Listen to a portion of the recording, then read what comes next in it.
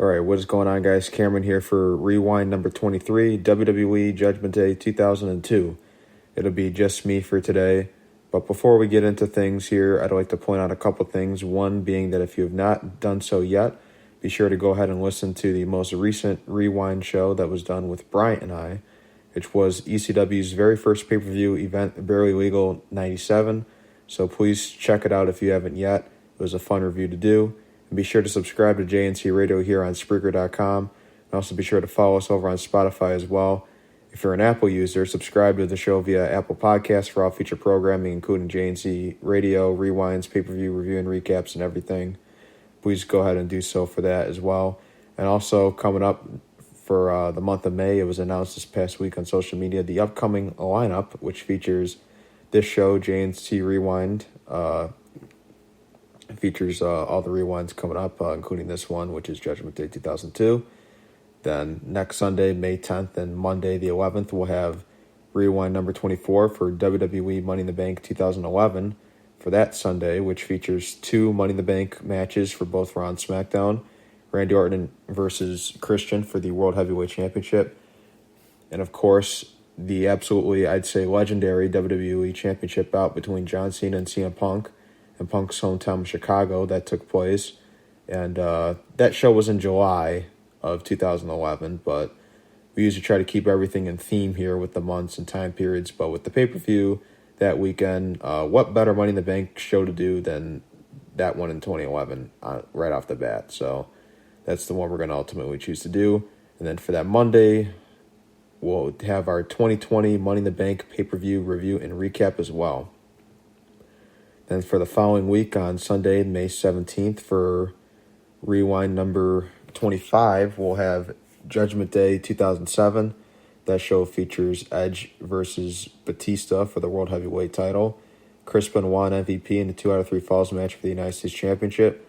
And in the main event, we have John Cena one-on-one with the Great Khali for the WWE Championship. So, well, we'll see how that one goes. Then the following week, we're going to switch things around a bit. Usually we had the rewinds coming on Sunday morning with the pay-per-view reviews coming on Mondays at 11, but we're going to flip that around and do our review and recap of AEW, All Elite Wrestling's Double or Nothing event for Sunday, and you'll get the rewind, which will be rewind number 26 on Monday. And then keeping the string of Judgment Day pay-per-views alive for the May 25th show, we'll be doing WWE Judgment Day of 2008. That card features JBL versus John Cena, Shawn Michaels versus Chris Jericho, Edge and Undertaker for the World Heavyweight title, and then Randy Orton versus Triple H in the main event for the WWE Championship inside a steel cage, just to name some. That'll be it for those, but however, there will be one final rewind of the month on the 31st for a June show. This will be, but it'll be the 31st of May this happens. The event itself took place on June 1st, and that date will be on a Monday this year, so we'll go ahead and give it to you guys, the listeners, a day before. And for that, we'll be doing WWE One Night Stand 2008. One of my favorite 2008 pay-per-views, probably my second if I had to choose, with number one being WrestleMania 24, which, of course, cheap plug number one, is a show which Joe and I did back earlier in the month for our string of WrestleMania rewinds. I guess it's not earlier in the month anymore because we're in May. I keep forgetting. So we had done that back in our early April for our string of WrestleMania rewind. So if you're a big fan of that Mania and you haven't heard it yet, it's not too late. Maybe past the season of Mania, but if you have the time, feel free to check out that one. Then this show, One Night Stand 2008, features Batista versus Shawn Michaels in a stretcher match, Triple H versus Randy Orton for the WWE Championship in a last man standing match, as well as Edge and Undertaker for the World Heavyweight Championship in a TLC tables, ladders, and chairs match.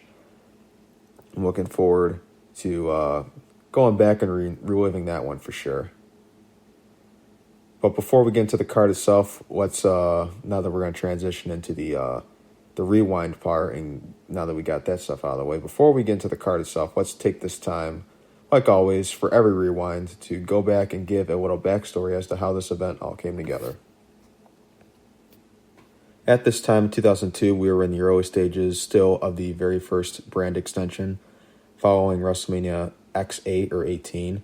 The first ever draft was held between Ric Flair, the co-owner of the company, along with Vince McMahon. Ric Flair would run Raw as the owner. Vince would run SmackDown as the owner of that show. That draft alone is probably something we could very well do a show off of later down the road someday. So I won't go into too much detail on it now, but now that the brands were separated, I guess you could say this will begin some programs and feuds for both shows. For Raw, the main program was between the undisputed champion at the time, Hollywood Hulk Hogan. Yes, Hulk Hogan was the WWE champ in 2002.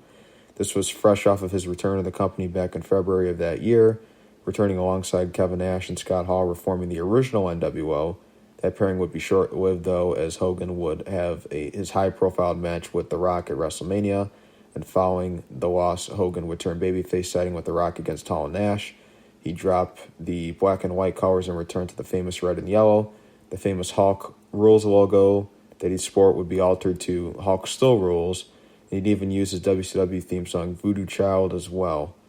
On April 21st of 2002, at Backlash, Hogan would challenge Triple H for the undisputed title. Just mere weeks after Triple H had won the gold from Jericho at Mania, and Hogan would go on to defeat Triple H and win the undisputed championship. This feud with Undertaker and Hogan would begin as Taker would become the number one contender by defeating Stone Cold Steve Austin at Backlash. Undertaker would also interfere in that Hogan and Triple H title match on that night as well. And then on the April 25th edition of SmackDown, Undertaker would attack Triple H, which would cause Hogan to come in and make the save. Then on the April 29th, 2002 Raw, Hogan would try to attack Taker. Later in the night, Taker would interfere in Hollywood Hogan's match with William Regal, take his weight belt, and assault him with it, busting him open in the process. And the following week, Hogan would steal Undertaker's motorcycle. I think it's important here also, by the way, to mention that this is Big Evil Taker here, Biker Taker, not the Dead Man character. Hogan would steal it and try to chase him with it, but it wouldn't start up. Later that night, Hogan would also destroy the motorcycle with a truck, enraging the Undertaker. Then on the May 13th Raw, Undertaker would get his revenge on Hulk by attacking him backstage, tying him to a new motorcycle, and then riding the motorcycle across the backstage area with Hogan dragging him on the ground. Savage. So this would set up the world title main event. Then the main program on the SmackDown side was between Triple H and Chris Jericho, both of whom were in the main event of WrestleMania that year.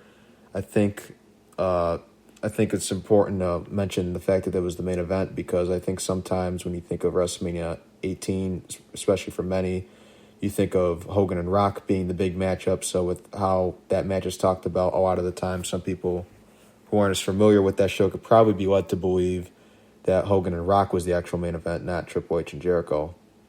Following Mania, this feud would reignite with Jericho getting a victory over Triple H after an assist from The Undertaker, leading to Jericho getting a world title opportunity on the May 2nd edition of SmackDown against Hollywood Hulk Hogan. Jericho would convince Vince, see what I did there, to make the title match no disqualification and ensure that Triple H wouldn't lay a hand on him. During the match, though, Undertaker's music would hit, but Taker would not come to the ring. Hogan would pin Jericho off of a schoolboy roll-up and retain the undisputed title. The next week on SmackDown, the May 9th edition, Vince McMahon would have Christian, Lance Storm, Test, Reverend Devon, and Hardcore Holly all beat down on Triple H, while he'd announced that the Game and Y2J would face off in a Hell in a Cell match at Judgment Day.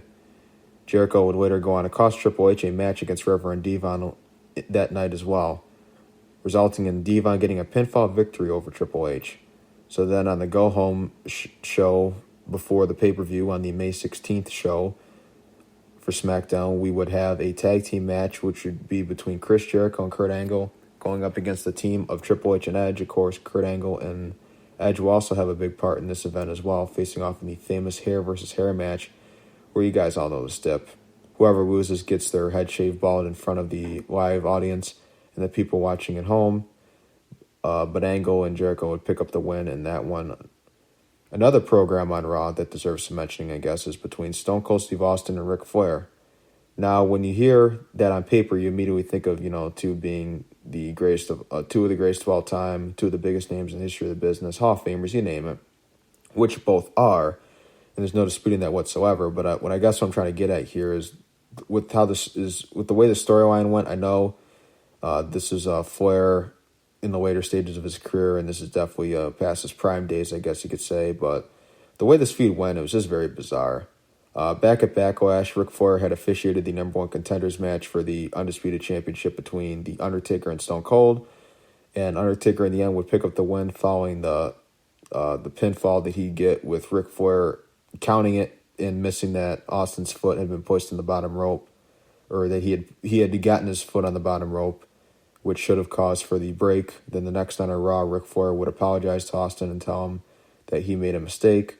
He would then, as head of Raw, put together a tag team match between Austin and Bradshaw versus Scott Hall and X-Pac of the NWO. However, Bradshaw would be found laid out backstage, which would make Flair have to find a replacement for Austin's tag team partner, which would end up being The Big Show. But Big Show would turn on Austin and join the NWO. Show's reasoning for doing so is because he felt that Austin had taken his WrestleMania spot away from him. It also was revealed that Big Show was indeed the man who had taken out Bradshaw beforehand. So Bradshaw and Austin would then team up against Hall and X-Pac. This time it would happen.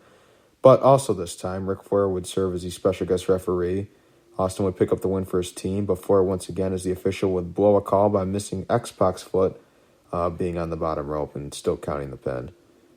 Just like Austin's was in the match against Undertaker at Backlash. So then on the May 6th edition of Raw, we'd have a 6-man tag team match. It would be the NWO, Big Show, Scott Hall, and X-Pac versus Bradshaw, Austin, and Flair. But unfortunately for Austin, one of his partners would turn on him once again. With this time it being Ric Flair, he'd join in with the NWO assaulting Austin, and Flair would announce that at Judgment Day he was booking a handicap match with himself and Big Show against Stone Cold Steve Austin. Then on the May 13th edition of Monday Night Raw, Ric Flair would face Hollywood Hulk Hogan in an undisputed championship match, which saw Hogan retain the title following some outside interference from Austin. As a result, Flair would put Austin against Booker T in a lumberjack match, with all the lumberjacks at ringside being heels. During this, Booker T would be revealed to be the newest member of the NWO, and Austin would then face Booker and pick up the win. After the match, Stone Cold would be jumped by the NWO and Flair. So that's the backstory heading into this event. Of course, this is Judgment Day of 2002. This was done by WWE, World Wrestling Entertainment. This was on May 19th, May 19th of 2002. That was before that storyline took place, though. From the Gaylord Entertainment Center, now known as the Bridgestone Arena in Nashville, Tennessee, 14,521 would be the attendance figure. 373,000 would be the buy rate number, down from the previous year's buy rate of 405,000, so it's a 32,000 decrease in buys. The brands here would be Raw and SmackDown. Of course, this is very fresh into the brand extension. And of course, later down the road, we've done many shows on here. It's featured brands. It's even done like tri-branded shows as well. But the commentators for this event would be Jim Ross and Jerry the King Lawler. And the theme song for this would be Broken by 12 Stones. This is actually the first pay-per-view event under the WWE banner as well. So before the show would get underway, there would be one preliminary match, dark match. It would be for the European Championship. It would be William Regal versus D'Lo Brown, which would see William Regal retain the title. Then we would have the opening video package, which is kind of similar to the vignettes that they'd show for Undertaker when he was getting ready to make his return in 2000. And he'd end up returning as the American Badass. So it was kind of like, it kind of took like some parts from that, it seemed like, and just turned it into like a video package for this. Kind of creepy stuff, but you know. Then we'd have the opening contest here. It'd be for the Intercontinental Championship. It would be Eddie Guerrero, the champ, defending against Rob Van Dam. Thought this was a good opener, but I mean, it's Eddie and RVD, two incredible performers, two legends, so how could it not be good? So in the opening sequence, both Van Dam and Guerrero would try to gain the upper hand, with RVD winning it, catching Eddie with a power slam. This would upset Eddie. And RVD would get him with a fake and hit him with the split-legged moonsault, and RVD would hit a leg drop for a 2 count. He'd be in control for a good portion of the match, actually, but Eddie would use his heel tactics to get back in the match. There was also the split and monkey flip spot, which was good. Eddie sold that move very well. Followed up by the Rolling Thunder from RVD in a 2 count. Van Dam would go to the top, but would get crushed up there and hit with a power bomb from Guerrero. Eddie would go for a frog splash and miss. RVD would go to hit the 5-star frog splash and would miss as well.